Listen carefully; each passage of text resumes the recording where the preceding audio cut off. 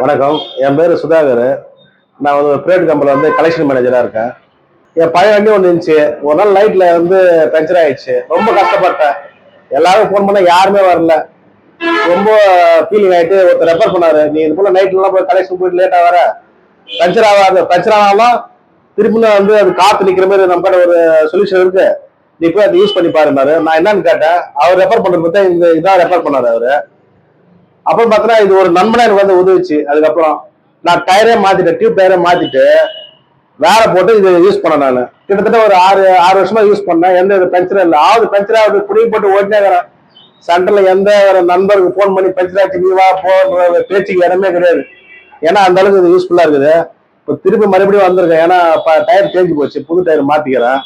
சரி திருப்பி போட்டுன்னு போனா எனக்கு யூஸ்ஃபுல்லா இருக்கும் அப்படிதான் இப்போ அந்த கம்பெனி வந்திருக்கேன். என் சொந்த பர்சனல் யூஸ்க்காக தான் நான் இப்போ வந்திருக்கேன். எல்லாம் போடும்போது காமிக்கிறதால நான் காமிக்கிறேன். நன்றி.